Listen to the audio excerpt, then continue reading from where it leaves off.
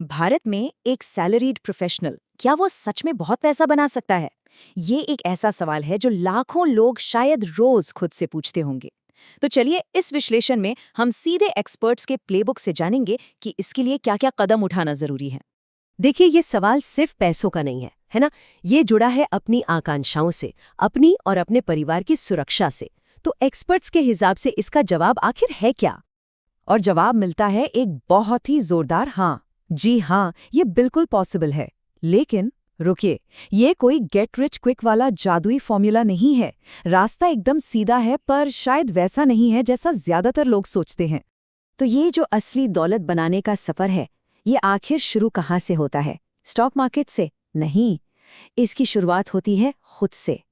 सबसे पहला और सबसे जरूरी निवेश वो इंसान खुद है। इसको ना ऐसे समझिए, एक छोटे से पौधे से हम बहुत सारे फलों की उम्मीद तो नहीं कर सकते हैं ना। पहले उस पौधे को एक मजबूत पेड़ बनना होगा। किसी भी सैलरीड प्रोफेशनल की जो सैलरी है, जो एक्टिव इनकम है, वो वही पेड़ है। तो पैसिव इनकम के बारे में सोचने से भी पहले सबसे जरूरी है अपनी एक्टिव इनकम, मतलब अपनी कमाने की क्षमता को बढ़ाना। तो ठीक है, मान लेते हैं कि इनकम अब बढ़ रही है। अब अगला सवाल क्या होगा कि पैसा कहाँ लगाएं? लेकिन एक्सपर्ट्स कहते हैं रुकिए, हाई रिटर्न्स के पीछे भागने से पहले एक मजबूत वित्तीय किला बनाना जरूरी है। और इस किले के हैं 3 मजबूत स्तंभ। पहला, टर्म इंश्योरेंस, ताकि डिपेंडेंस सुरक्षित रहें।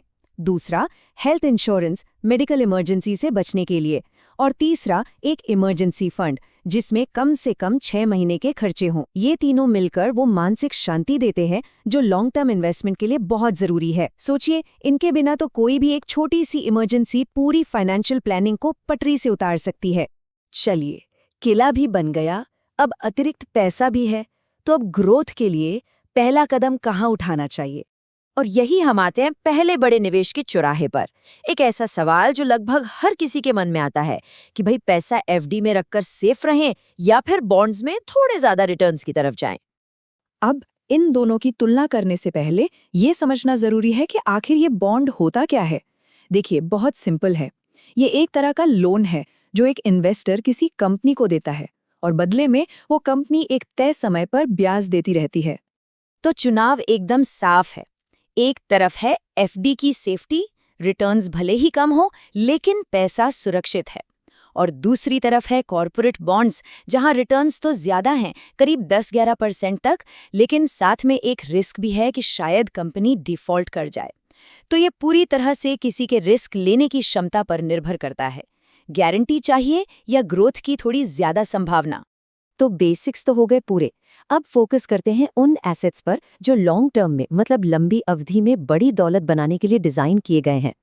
और अब आती है वो बहस जो शायद हर भारतीय घर में कभी ना कभी जरूर होती है। पैसा म्यूचुअल फंड में लगाएं या सोना खरीदें? और इस पर हमारे सोर्स का नजरिया बिल्कुल साफ और मजबूत है। आखिर ऐसा क्यों? लॉजिक ये है कि सोना अपने आप में कुछ पैदा नहीं करता। उसकी कीमत तब बढ़ती है जब बाजार में डर या अस्थिरता होती है। वहीं दूसरी तरफ जब कोई इक्विटी म्यूचुअल फंड में पैसा लगाता है तो वो असल में देश की बढ़ती हुई कंपनियों में हिस्सेदार बन रहा होता है। तो बात सीधी सी है, अगर किसी को देश के भविष्य पर, इंडिया के ग्रोथ स्टोरी पर भरोसा है तो लॉजिकल इन्वेस्टमेंट भी देश की कंपनियों में ही होना चाहिए, मतलब इक्विटी म्यूचुअल फंड्स में। ये सिर्फ एक इन्वेस्टमेंट नहीं है, ये देश की तरक्की में एक हिस्सेदारी है। अच्छा, जो लोग म्यूचुअल फंड से एक कदम आगे जाना चाहते हैं, उनके लिए अगला बड़ा सवाल आता है, इंडिविजुअल स्टॉक्स में पैसा लगाएं या फिर रियल एस्टेट में?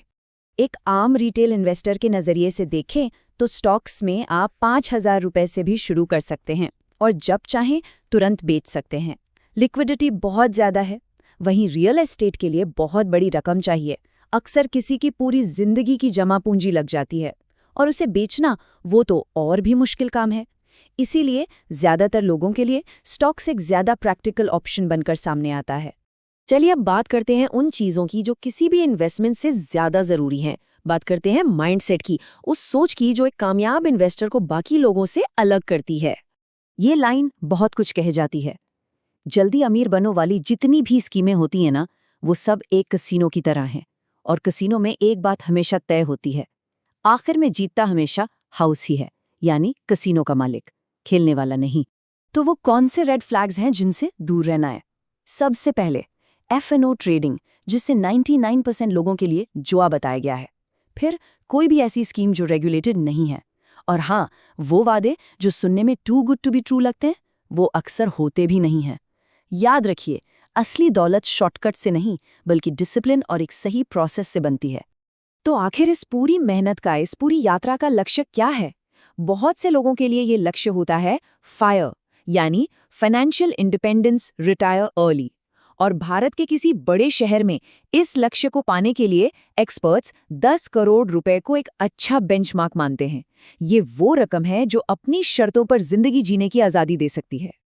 तो अब पूरा नक्शा सामने है, लेकिन सवाल यह है कि इस यात्रा पर पहला कदम क्या होगा?